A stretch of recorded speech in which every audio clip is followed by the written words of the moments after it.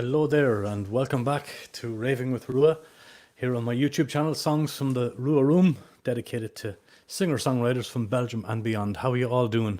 It's lovely to see you. This is episode number 38. By God, we're flying through them. It is Tuesday the 12th of May and the year is 2020, the year of the big corona. We won't mention that too much in the broadcast. How are you all doing? If you're watching live, please let us know if you're in the comment section there where you're watching from, and it would be great to drop in and give us a couple of comments so we can stick them up on screen.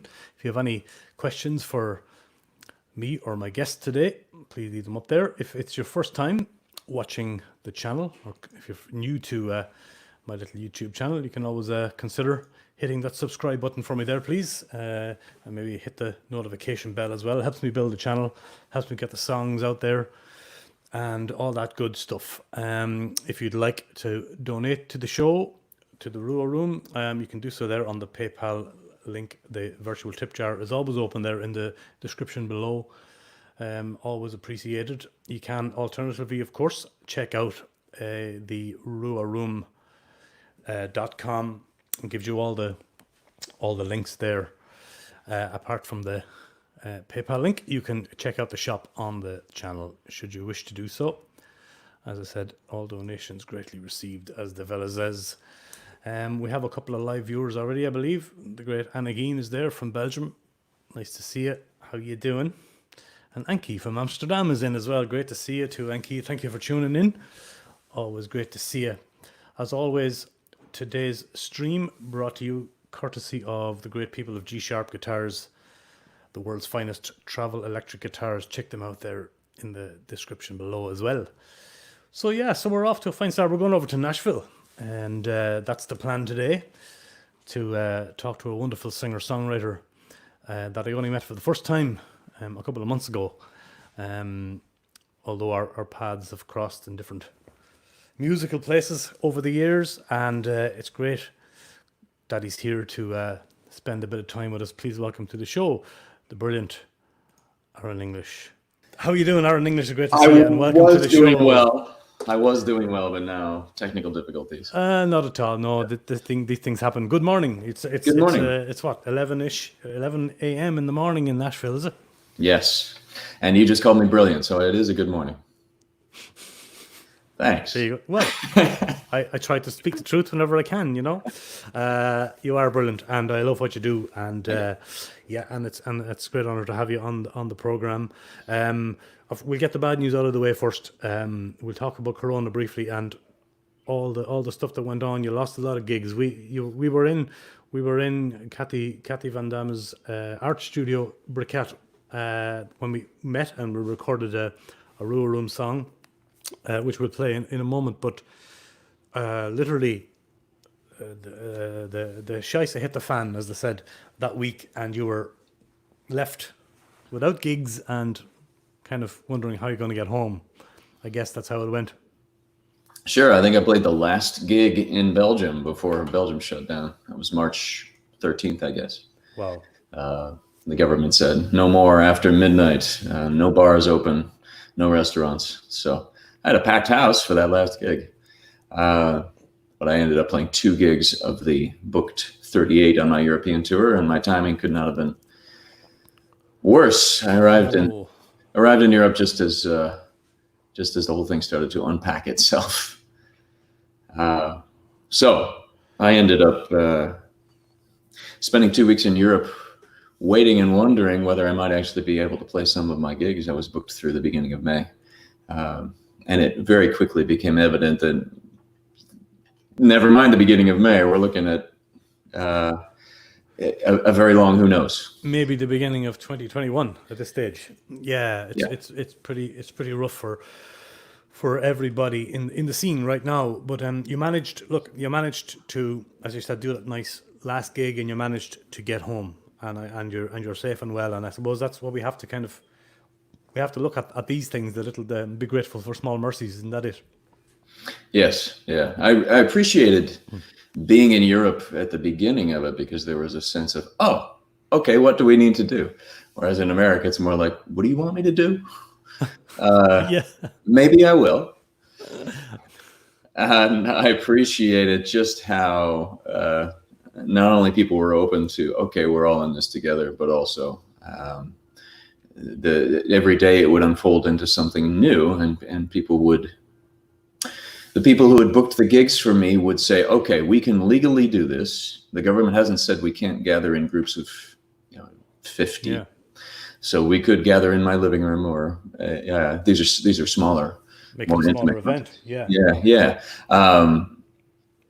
So a lot of the hosts were open to it, and even though it was legal, eventually they came around to, you know what, we probably shouldn't. And I'm sorry, but I hope you understand. Yeah. Absolutely. That caution, even before the laws tightened, I really appreciated. Yeah, I think people were, as you said, erring on the side of caution and just going, look, maybe it's going to be safer if we call it, because of course there was a huge sort of aura of uncertainty going on as well, and people didn't know whether they should go out, and so I think the gigs would have suffered had they gone ahead anyway. Yes. Yeah, no, because people were kind of dubious about, no, I don't know if I should go out. I should probably stay home to be safe.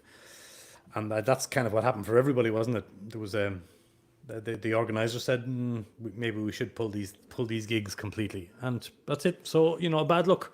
It was a bad luck thing, and as I said, you're home safe and sound, and you're back in Nashville now. And do you find you didn't always live in Nashville? I mean, you only recently moved there, isn't that right?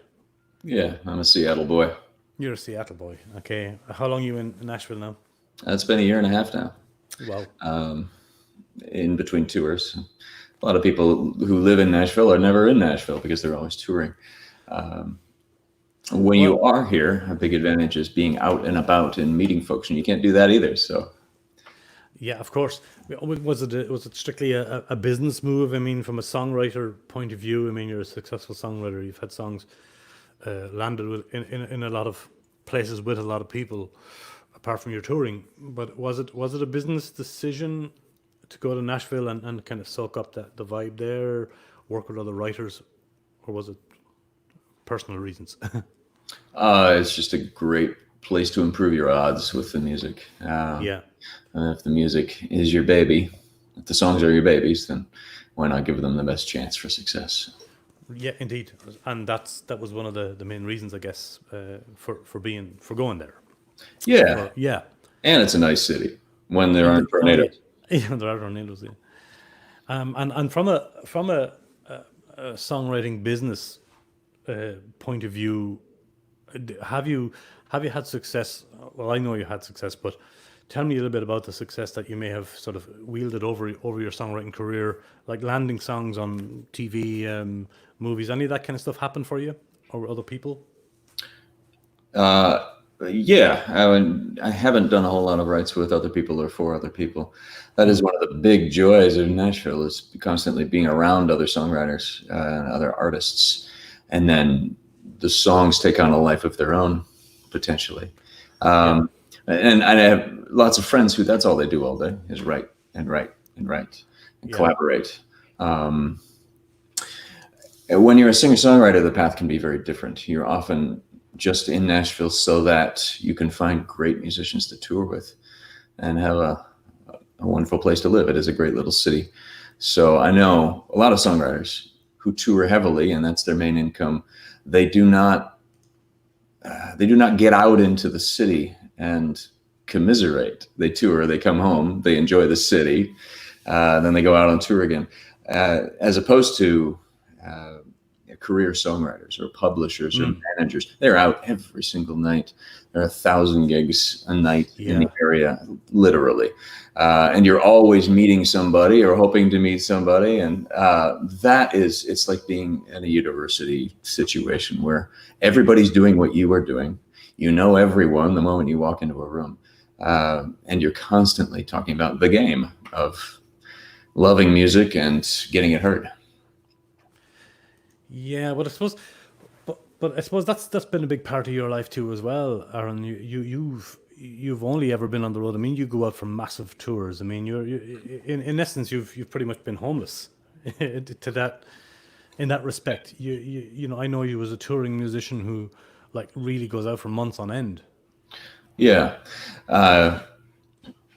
I certainly know lots of singer-songwriters who are even more wed to the road than I am. They buy a van and they put a bed in it, and Yeah. that's home. They're playing maybe 300 gigs a year. I think that's a true troubadour lifestyle, and I've never done that, and I won't. But 150 gigs a year is still a ton. Okay. So that particular one you were on in Europe would have been quite a long one as well. And that was a few months, was it? Yeah, that would have been almost 8 weeks. Almost 8 weeks. Okay. So 8 weeks is kind of doable at a push. But would that have been one of the longer ones you've done, or is that sort of your average? Yeah. It would have been, and it's just in the interest of efficiency. If you're going to go all the way over from Nashville, why not stick around? Yeah. Exactly. A couple of more comments. I just like to put them up here. Just a few little hellos there. And again, Hi. hi, and again, lovely to see you.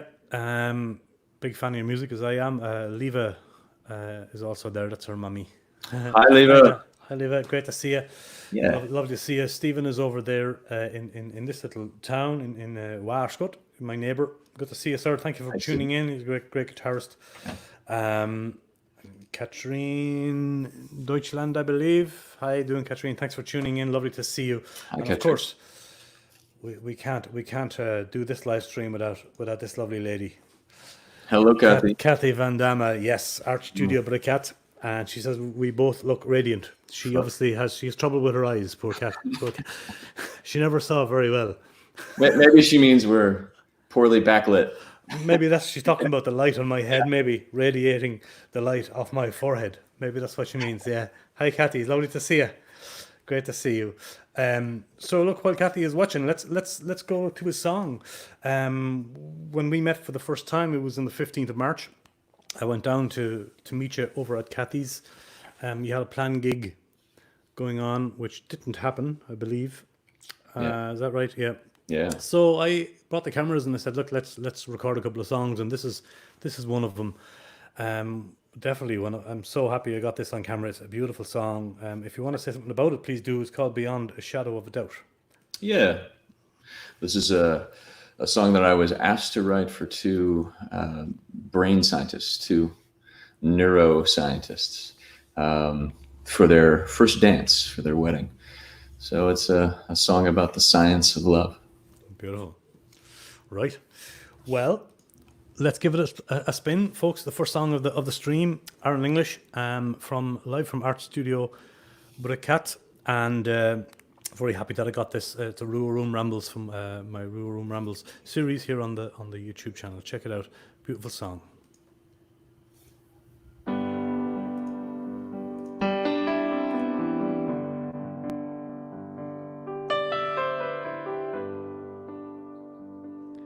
The science of love,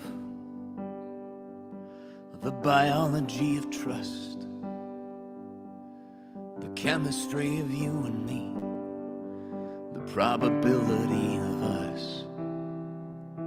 There are times when I feel sure we got each other figured out, know what this mystery is about, beyond a shadow of a doubt.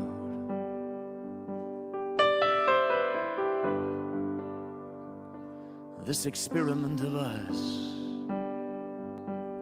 my crooked to yours straight. We take two bodies made of stardust, fill them with courage and with faith. Then we stumble through the darkness, so certain and so proud, yeah, that we can figure this thing out, beyond a shadow of a doubt. Beyond a shadow of a doubt. What kind of scientists are we to believe so eagerly, pulled by some force we cannot see, as if love was gravity? Yet to believe so eagerly, pulled by some force we cannot see, deep into this mystery.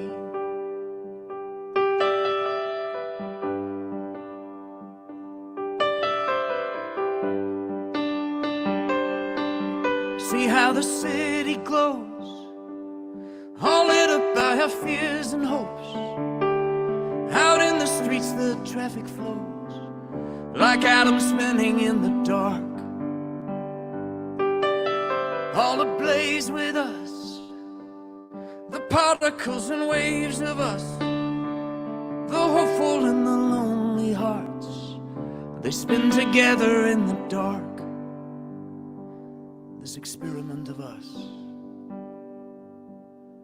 It flickers in the night. We have discovered electricity. Now we shine with our own private light. We trust what we don't understand. Oh, what kind of scientists are we? Yeah, to believe so eagerly, pulled by some force we cannot see, as if love was gravity.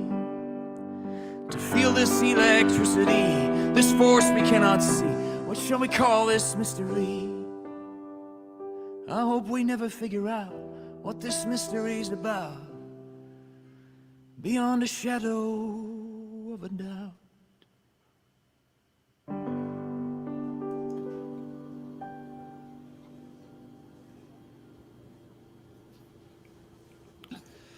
Yes, indeed. As they say in Belgium, mooi. Daniela says mooi, and she's right. Yeah, that means beautiful. You have so many beautiful songs, Thank you. Aaron, but that got me when I heard it for the first time. Yeah, you've always played piano, or is that correct? Piano's the instrument. I have no particular attachment to it other than it's the one I know how to play. And what sparked that? Was the musicians in your family, brothers and sisters, mum and dad? What got you into it in the early days? My parents just wanted us to have a broad foundation in our education. So you join the football team, you join the piano lessons. You keep doing the things that you like, and you let go of the things you don't. So I just have my parents' interest in a broad education to thank. They're teachers themselves, so I see. that's the whole nut. The whole reason why they're like, "Oh, you want to be an artist? Do you? Cool. Go, Really? Yeah. Never held you back. Never said, education first. And all that. You probably did all that anyway. Did you? You did high school and you did university, or were you in music from an earlier age? Or I was not. I definitely was not. And I certainly see the advantage that teenagers have when they are thrust fully into music school or music business. But the downside is you don't learn all that other stuff. You don't travel the world and get to learn a little bit of everything at university, and that has served me well. yeah, what did you major in, or what was your study? Religion, actually. I was fascinated. Theology in general, then, yeah. And it could have been anything. The liberal arts colleges in America emphasize a broad base of education, so you're required to take a little bit of everything. And all these years later, I'm still grateful. They're teaching you how to think, not how to do something. Mm-hmm. Very interesting. You're also very into the art of meditation, I believe. I am, as a matter of, I have to. I have been doing meditation. Tell us a little bit about that, yeah. On a daily basis, just for grounding. Being an artist can be so chaotic. Every day in the life of an artist is a bit like a snowflake. No two are alike. And if you don't find something that can be your rock, your lighthouse, your foundation, then you're inviting trouble potentially. So I'm meditation every morning, and then yoga, and then tai chi at night, whatever grounds you. Right. So you actually you practice different styles, different types, and do you have a set routine depending on the time of day, or do you just go, look, today I'm doing this, or how does it work for you? Just curious. For anybody who may be interested in meditation can be very simple. Close your eyes and breathe for 5 minutes. I know, but it can be much more intense and deeper. I suppose. True, yeah, and I'm intrigued by people who do that more deeply. I think what what inspires me the most is the idea that we spend so much time external. What is going on outside of us? Why not spend an hour a day internal? Because there's so much going on inside of us, and that ultimately is the stuff that we experience first and most fundamentally. So I'm doing the same thing every day because it is like I said, a lighthouse. Lighthouse meaning the storms may swirl around it, but the lighthouse is always there. Doing the same little exercise every morning gives you context. So as the storms swirl, you're doing the same thing you've done every single morning. It gives you a familiar place from which to start the day. I see. Okay, so it really is a grounding mechanism for you to just kind of go, right, I'm ready for this, bring it on. That's what it does for you. Am I correct in assuming that? Yeah. The great thing about doing the same thing every day as well is you notice, oh, today I'm like this. Today I'm like that. Like, wow, I'm really distracted today. Or wow, I'm falling asleep. Or wow, my back hurts. If you weren't doing literally the same thing every day, you might miss those things. And are they all like longer sessions for an hour, or do you do little short meditations, or does it vary? Half an hour of meditation, 15 minutes of yoga, and then 21 minutes of Tai Chi. Okay, so it is really kind of set. Yeah. And it's not like it's proper physical yoga. I mean, when you do yoga, it's stretches and breathing and all that stuff. Yeah, life in coronavirus times is not all that different from life on touring. You can get knocked off of your physical exercise patterns real quick. All of a sudden, the swimming pools and the gymnasiums are closed. All of the parks are closed. So getting some compact exercise that you can do in 6 foot of space is nice. Absolutely. Where is your hometown, did you say? A little fishing village near Seattle called Gig Harbor. You didn't say the town, but it's Seattle. Okay. I just, because I did a nice chat with a fellow called Jim Page here, who's also in Seattle. I don't know if you ever met Jim Page or came across him in your travels. You probably know his songs, of course, but yeah. He's everywhere in Seattle. A legend. Is he? Yeah, a legend. Absolutely. Let me go back to 2011. You sent over a lovely video, a song called "Believe." I almost didn't recognize you because you didn't have your great beard. But it's also a great song. Tell us a little bit about this, if you would.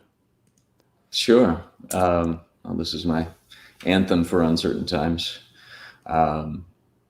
When you don't know what to believe or what to trust in, you start with one person. You start with each other. Especially in America, these are really fractured times. Ideas like fake news, for instance, have really shaken the foundation of our society in ways I think we haven't really discovered yet. So when you don't know who to turn to or what to turn to, start with one other person. Good philosophy. Absolutely. So this is a song called "Believe." Is there a musician? There's a musician playing with you on this, I believe. Is there? Yeah, Matthew Burgess. He's here in Nashville, Seattle native. I've been playing with him from the very start, so you'll see lots of videos with him on percussion. Yeah, great percussionist. Let's give it a lash. Let's give it a spin. Aaron English, folks, and a song called "Believe." It's from a YouTube channel called All About Music, and it's from 2011. It's gorgeous.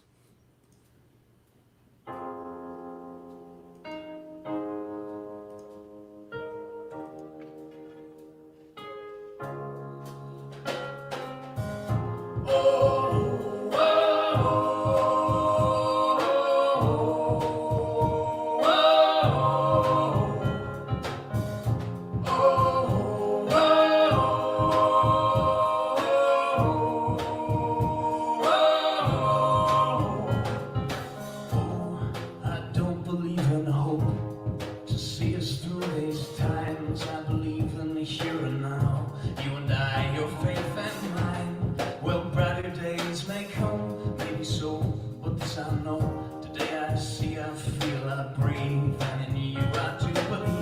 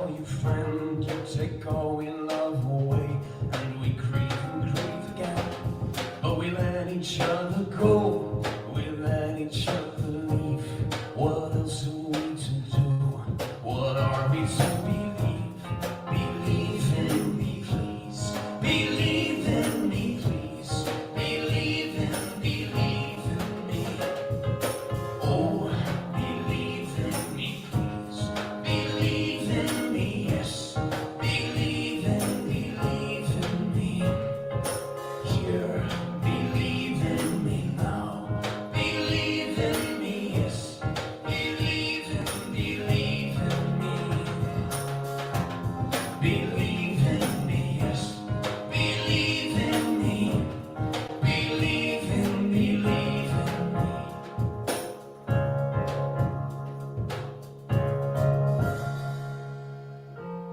I put my trust in my kind. Yeah, my kind, my humankind. The skin we're in but do not own. This borrowed breath, this life alone. And the sun, the moon, the sea. And in you I do believe. Oh,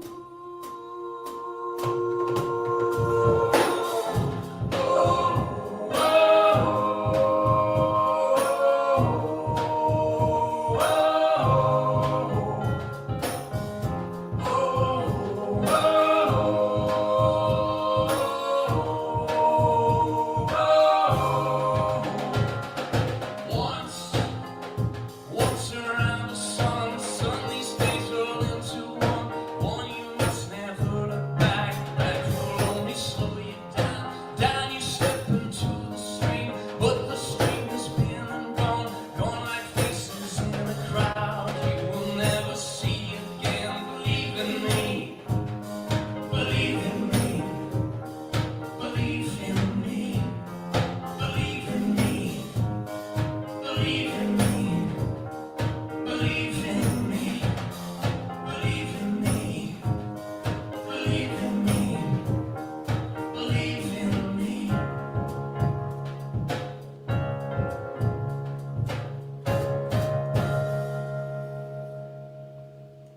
Believe. Hey. I'll leave it running for the applause. Gorgeous. Yeah, very anthemic. There's something about drummers that can sing. I was impressed. They're already doing so much. And then he just comes out with lovely harmonies on top of it, you know. What was his name? Matthew Burgess. Matthew Burgess. Yeah. Well done. Kudos, mister. Great percussing, great singing. Before we met, Aaron, you had done were about to do a show over in Germany with that crazy German fella Henning Pauli. Mm-hmm. I think the next song is from that, from 2008 or so, 2018. But yeah, what was that experience like? I know I was a little. He might even be watching, but so we can talk about him. No problem. I was a little. I didn't know what to expect, you know, because he's a little crazy, and I was a bit scared. I don't know how you felt, or what was it like walking into that amazing studio. People who may not know Henning Pauli's studio, he runs a YouTube channel called HP42, which is essentially a channel dedicated to gear, all kinds of guitar pedals, electric guitars, amplifiers. He's a reviewer and a wonderful guy. But every so often he brings musicians in to do live streams, and yeah, we both did a little stream. He's got this amazing house and studio, but it's a crazy place, no? Yeah. So you've heard the word influencer. He fits that. He sure is. To a T. He started out doing reviews of guitar gear and guitars, and ended up just being hilarious. I think that's the way that influencing works. If you're interesting enough, it doesn't matter what you're shilling. Yeah. Actually, he was one of the main reasons for me to get into YouTube and to begin with. He's a big influence on me, even from the YouTube point of view. He also very graciously gave me some contacts for Harley Benton and Thoman, and got me an endorsement deal with those. So kudos to Henning. He's inspired a lot of people. He's a great help in the industry. But yeah, so what did you think when you walked in and met him for the first time, and you saw this amazing room that he has? I just filmed some video for him last night, actually, and I emailed him to say that he is a constant reminder of the idea that if it's not fun, why do it? Very good. Especially in coronavirus times, or really any time. If you're not having fun, life is short. He's constantly making things a thrill ride for his viewers, and that's why people keep tuning in. Like, what's he going to do next? Yeah, nobody knows. He's a brilliant guy. He's crazy. And we'll play a song from your studio session in just a second. And again, would like you to play in our house. And again, Great. Yes, please. and Leva said, yeah, when you come back over, we don't want you to play a Great. gig. So that's brilliant. Chalk that one down. We can organise that. That last song, Joanie Myers. I hope I said it correctly. Hey, John. Joni. I don't know where you're watching from, Joni, but you're very welcome, and thank you for tuning in. She said she loves learning more about you, Aaron. So there you go, enjoy it. Thank you, Joni, for tuning in. Lovely to see you here. Linda Clark says she's eating pancakes and watching as well. So hi, Linda, and bon appetit. Great to see you. Thanks for tuning in. Yeah. And the old stalwart is there. Martin Linningham is my father over in Shannon Bridge in Ireland, and he's always tuned in here. Great. Good to see you, Dad. Hope you're keeping well, minding yourself. And Hi, Martin. I was going to say staying out of the pub, but he's no choice there. Yeah. So yeah, good to see you all. Thanks all for tuning in. Yeah, but you this session you did with Henning. You have the beautiful Elizabeth with you here. How do I say the name of the song? Cuthbiro? Yes, you roll the R. That's great. Cuthbiro. All right. It's Irish, I guess. You're pronouncing it perfectly. It sounds good. Yeah, it must be. Tell me a little bit about Elizabeth. She's a wonderful songwriter and artist in her own right, of course. So maybe if you wouldn't mind to tell us a little bit about who this great lady is singing beside you in this song and what the song is about. Yeah, Elizabeth and I moved to Nashville a year and a half ago. Before that, we toured for 2 years straight, which is really, really intense. Elizabeth B, or B Elizabeth, and she's focusing more on writing and connecting in Nashville, while I have continued to focus on touring. But what a blast to sing with her and write with her. We toured, as you said, homeless for 2 years with just a guitar and a keyboard and occasionally the poor dog who hated touring. And our two voices. This particular video is interesting because I walked into Henning's studio and he's got this wonderful big audience there to tune in. They decided to start doing live stream concerts for the first time. So we were the very first. Were you? Okay, well. I told Henning, I'm coming to Germany. And he said, well, hey, I got this idea. And he's been doing this ever since. But that day, it turns out I had a temperature of 104 degrees Fahrenheit or something. It was insane. My throat closed up right before we started the concert. So as you listen, keep that in mind. You really were sick? Very. Yeah, that night I was, she was thinking we might need to take me to the emergency room. Wow. Instead, she gave me a very hot bath, and then I sat and shivered all night and tossed and turned. So, just a little context for this video. But in true you style, the show must go on, and it did. It really, yeah, that's typical you. I mean, typical touring musician. You know, you have to be almost dead before a show stops. But I love this song, and Kathy mentioned that she loves it as well. So let's give it a play from the brilliant Henning Pauli studio in Weilburg in Germany. HP 42 will give you links to Henning's studio. This is gorgeous, folks. English and Harza. Excuse me. Sorry, Elizabeth. Great song from Henning's studio.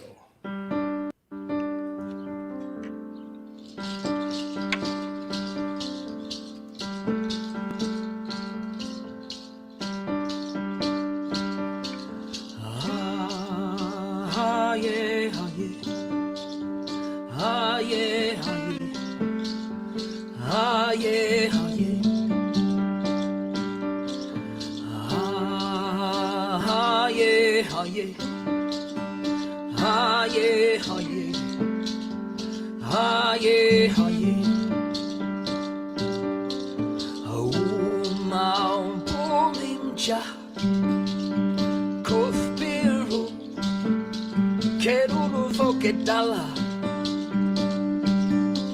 Auma Umpuminja Kofbiru Keruru Vokedala Ah yeah, ah yeah, ah yeah, ah yeah, ah yeah, ah yeah, ah yeah, ah yeah, ah yeah, ah yeah, ah yeah, ah yeah, ah yeah, ah yeah, ah yeah, ah yeah. Oh, Mount Puninja, Kofbiru. Keluvo que dala Auma Puninja Kofbiru Keluvo que dala Ah yeah, ah yeah, ah yeah, ah yeah, ah yeah, ah yeah, ah yeah, ah yeah, ah yeah, ah yeah, ah yeah, ah yeah, ah yeah.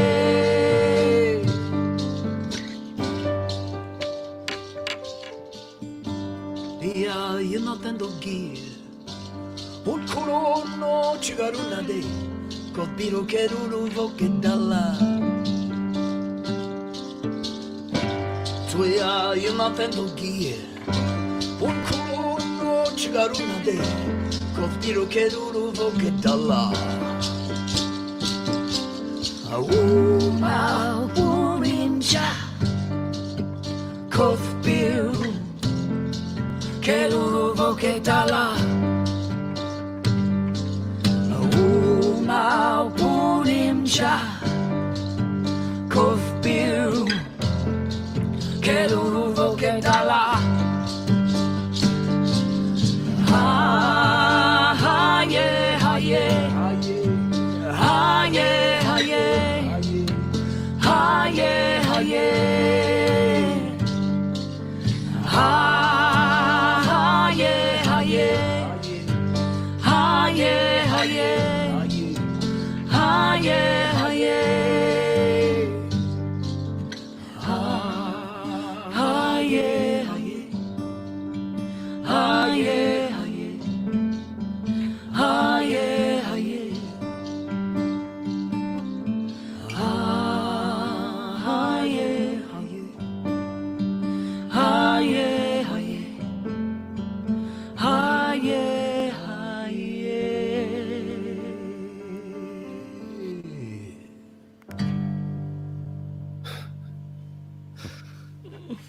Ah, yeah.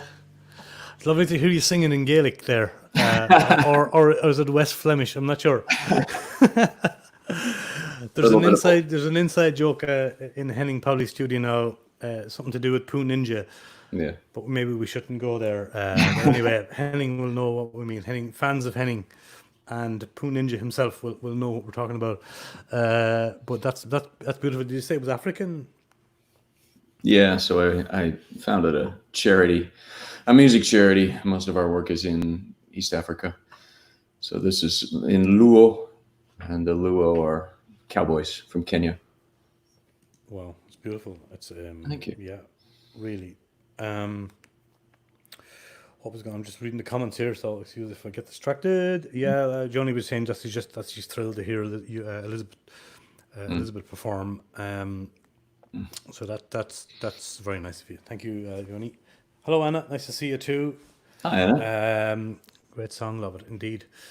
He has only great songs, Anna, and yeah, great to have him here, folks. If you're watching on Facebook, please give Aaron's page a like there. Aaron English Music. You'll find him there on Facebook. And tell me about other ways that people can support you. Patreon is a good one as well that people are using. Patreon.com, folks. The Aaron English Band.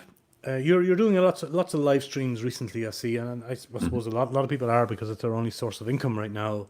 How are they going for you? You enjoying them? I know you were doing a lot in Europe while you were still stuck here. You were doing, one in Germany, one in Belgium, wherever you were stuck, and they were lovely to watch. But you're doing quite a few now at home. Yeah, I finally landed in Nashville, so I have a chance to dial them in. I talk with lots of singer-songwriter friends who are trying out different things with their live streams to see what works best. Different cameras, different microphones, different services that live stream. Today we're using StreamYard. I've been using OBS. Yeah. And then how many times a week, how long are your live stream sessions? And it's all over the map. People are trying different themes. Like, hey, it's a 70s night. And, yeah. It's this whole new culture for us touring artists as we try to figure out as quickly as we can what's next. If anybody wants StreamYard, by the way, folks, there's a link in the description below, down at the bottom there. If you'd like to explore StreamYard, you can stream as we're doing now to multiple platforms, or use the free version. My referral link is down there if you'd like to check that out. But speaking of live streams, yeah, there's so many going on. Do you think everyone's talking about the new norm and that? Do you think they'll fade away after Corona? Do you think we're doing more damage than good with them? Will people come back to our live streams after all this dies down? What's your opinion on that? I don't think it's a matter of damage. We're living in unique times right now, so there really isn't any comparison to what we're living through. Maybe after it's done and dusted, I'm talking about really kind of after we go back to some kind of normality. Yeah. Will people still visit our live streams as much as they are now? I think a lot of artists will go back to touring full time, and that means there would be a lot fewer live streams. I do know people who they only live stream, they don't tour, and I think I will do a mix of both. Live streaming has always been a good idea, but I kept putting it off and putting it off and putting it off. Did you? Because there's always something else to do, and live streaming can be strange and confronting. If you're used to playing for an audience, there's no clapping. You can't watch their eyes. You can't see their toes tap. They can ask you questions and make comments, but not the same way in real time. It really does take some adjusting. It does. It's a weird medium. Once you get your head around the fact that there's a virtual audience like there is today, where we there's people there watching and applauding and enjoying the songs and the chat, but you can't see or hear them. Yeah, it's weird. Very different. Very different. Weird one. Very different. We're also inviting people into our intimate spaces, usually from home, sometimes a recording studio. A lot of artists are just introverts, and when they decide to be extroverted, it's in a club. Yeah, it's true. You do see a different side of them, and this is, I suppose, the concept of this, where a lot of people don't get a chance to sit down and kind of converse with the artists. They're there for the show and the songs and the music, and it's great. But what I'm trying to do with this one, of course, is just more chit chat as well as the songs, and people tend to like it. But I'm happy they like it. There's an intimacy. Pardon? There's an intimacy to it that you don't. There is an intimacy to it. There is. Are you doing a kind of a split screen stream tomorrow? Is that correct? Yeah. Tell us about that. Torben Tietz, a singer-songwriter friend of mine from Hamburg, Germany, and I will be doing a split screen song swap and interview. I'll be doing one every Wednesday with different artists. Great. And what is that? It's that around 8:00 Belgian time, or? Yeah, and 1 p.m. Nashville time. At 1 p.m. Nashville. And they can find it on your Facebook page. I suppose they'll see everything there. Yeah. Aaron English music. Yeah, that's great. Okay, well, that's tomorrow evening. Okay. 8:00 European time, folks. Check that out. Thank you. Nice, absolutely. Yeah, that'll be very, very interesting one as well. There was a request for a song here, Aaron, and maybe we'll finish off the musical part of the chat. Time goes so quickly in these things. It really does. Time flies when you're having fun, as they say. But somebody asked for All the Waters of This World, and you have a lovely version here from the Old Town School of Folk Music. What is the Old Town School of Folk Music? Oh, it's magic. It's a venue, it's a school, it's a community center, a nonprofit organization it's enormous. It fills 2 huge buildings in Chicago, gorgeous old buildings with theaters and studios. And so I did 3 video sessions with my old friend Aaron Tedesco. She Who is Aaron Tedesco? Singer-songwriter I went to college with, and we wrote some songs. She sang all over my first album. So this song is from my first album. I dug deep into the archives and chose 3 songs, traveled to Chicago to her place of employment. She's been working there for years on the side as she keeps writing and recording. And we brushed up on these songs. We had not played together in a long time. Did these 3 sessions. I just thought they turned out fabulous. We've been singing and playing together since we were teenagers. So it's quite amazing. Yeah, that is amazing. And I meant to ask you earlier on, do you enjoy the co-writing process more than the solo writing process, or does it vary for you?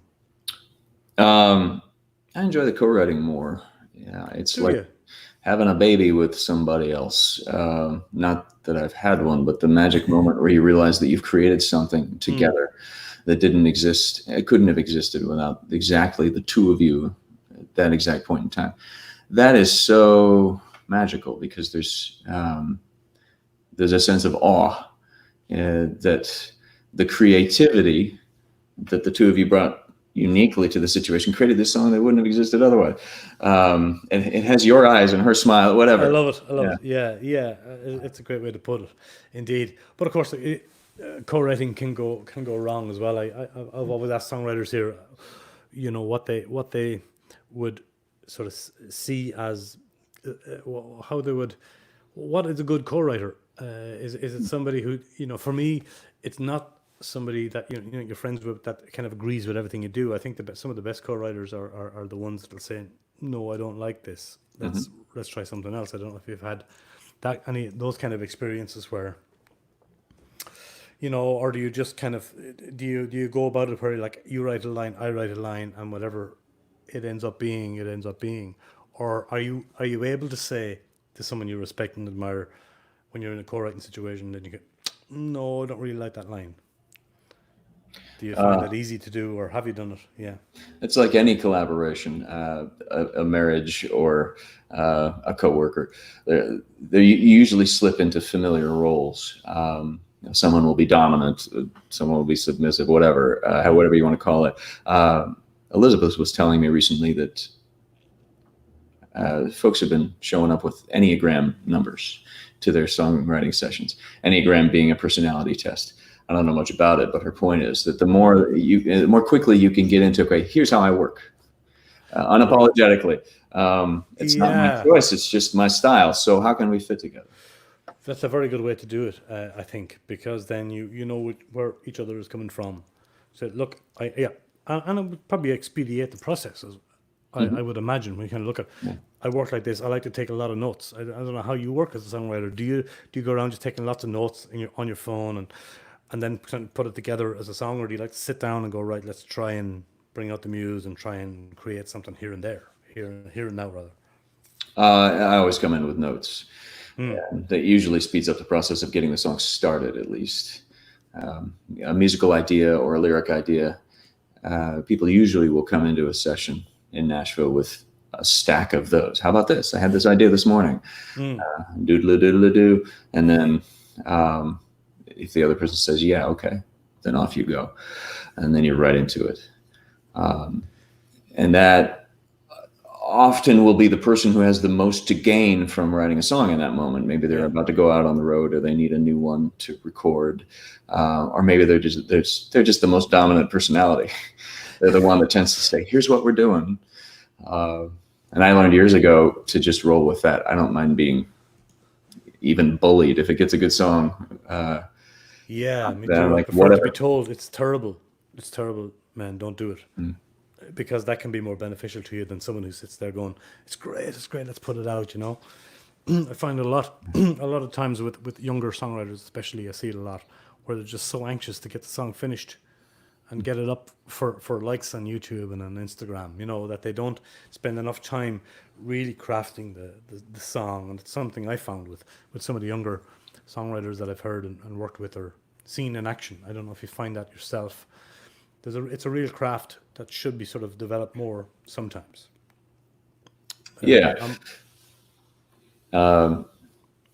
You're talking about two different phases, I think. One is in the moment when you're first writing a song, and the other is, are there going to be other layers of the write? Are there going to be a second draft, a third draft, a fourth draft, a fifth draft? If people are in a hurry to get it out, one, they're moving way too quickly in the first session while it's raw and unformed, just to get it done in any form. Yeah. And two, they're not going back and revisiting it. So there's an opportunity to make mistakes at two different stages. One is moving too fast when it's still in that embryonic stage, and the other is not going back and polishing and saying, how about we replace you with I?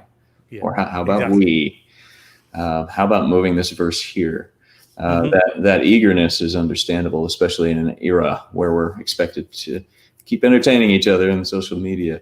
Keep putting out songs as fast as you can on Spotify. Cool. Absolutely. Nothing wrong with, okay, that was a 20-minute song. It's fine. Let's go.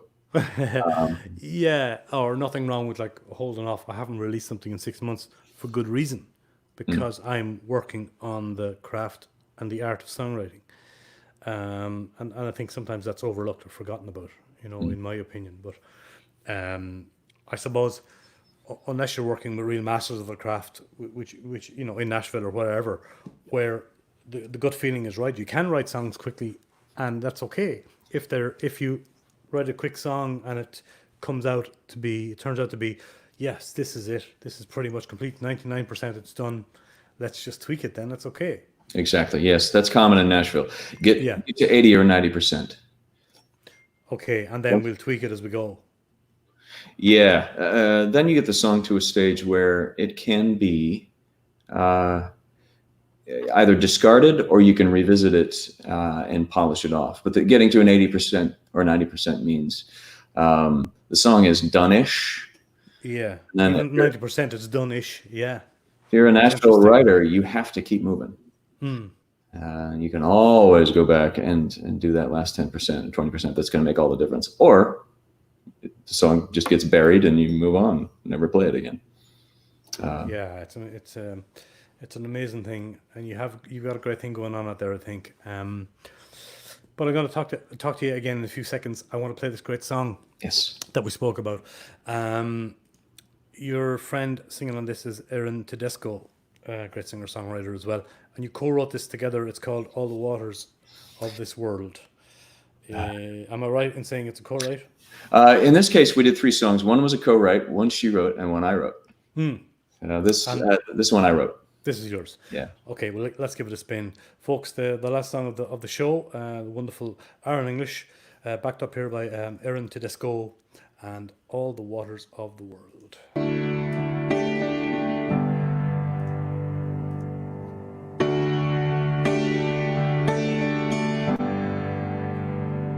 So we cry 'cause we're made of water, and its salt is our debt to the sweat of our fathers. And our mothers bled us into this light screaming, where blood tastes of metal and tears make us rust. How could you love me? I ain't done nothing. My wounds are my prison. I'm suckling fear. Oh, woman, what can I do? Your heart has gone dry, and I can't get through. Oh, lover, gone crying. All the waters of this world, and I'll row you home.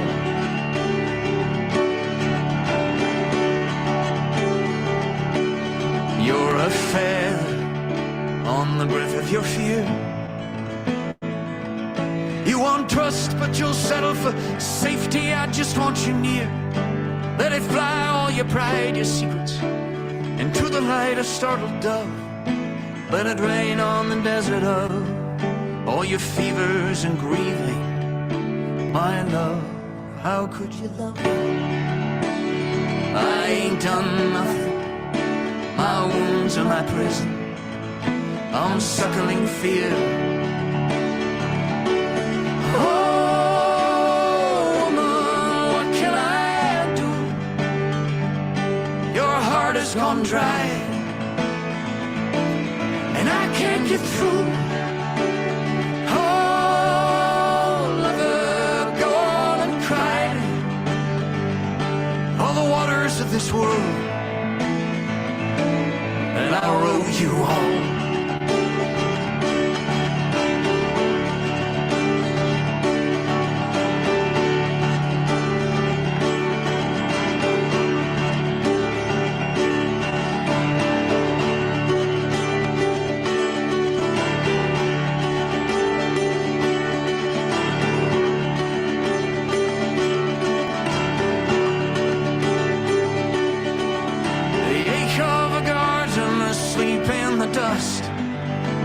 The drought of your shame, the echo of us.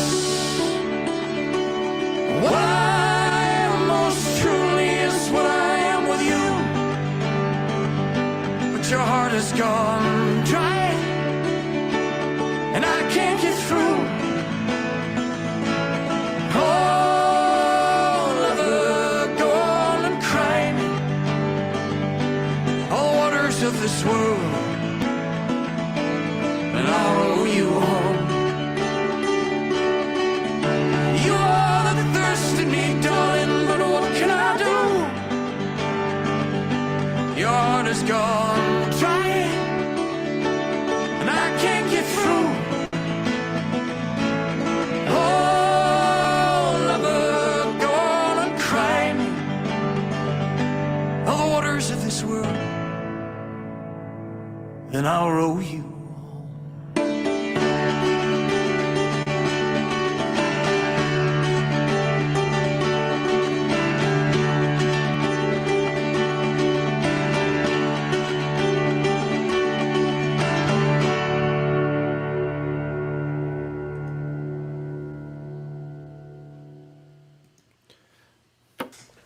Yes, sir.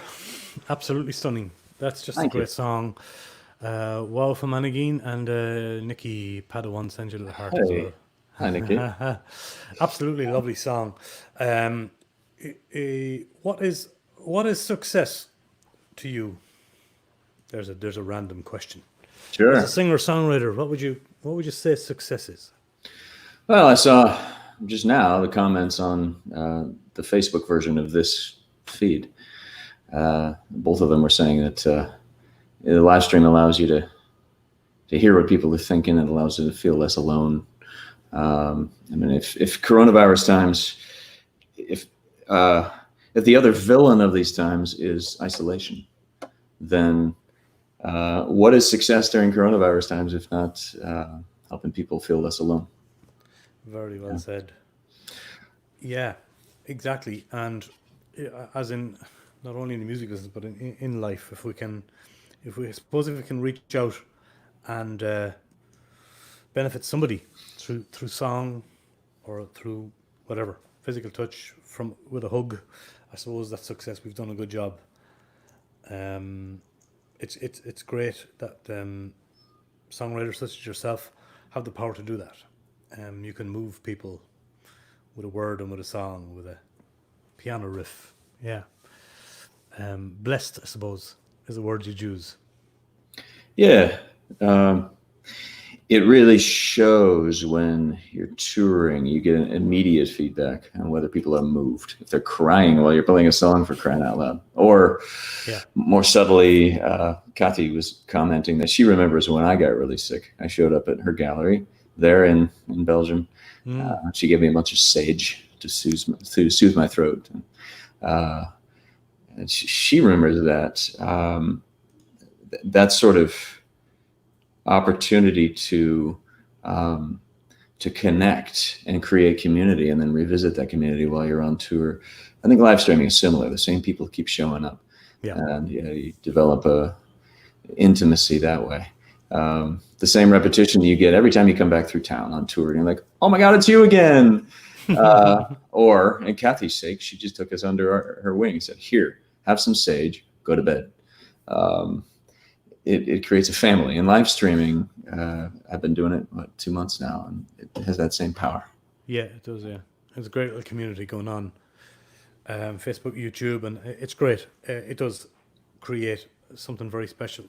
And indeed, kudos to Kathy and Richard down there at Art Studio Bricat. They always look after the musicians, you know, whether it's me coming up the road or you coming from Nashville. We're all treated the same, with the same warm welcome. And we get that everywhere we go, and we're so lucky to walk into, you know, strangers' houses sometimes and being the hand of friendship extended, and a warm meal and a nice place to stay. And yeah, how lucky and blessed we are to know these people. And as you said, great that they come and support what we're doing, whether it's on a live stream or at a live gig, or it's really great. So kudos to all of you out there. And we should leave it at that. We'll leave it on a high note, sir. I want to thank you so very, very much for your time and giving up part of your morning in Nashville there to be with us today and to talk to us about your songs and your stories. Quick reminder, tomorrow night on your Facebook page, there it is. You have a live stream around 8 o'clock Belgian time, 7 o'clock Ireland. 2 o'clock, is it 2 o'clock in Nashville? 1 o'clock in Nashville. 1 o'clock in Nashville. And you'll have a little kind of a song swap with a German friend of yours, yeah?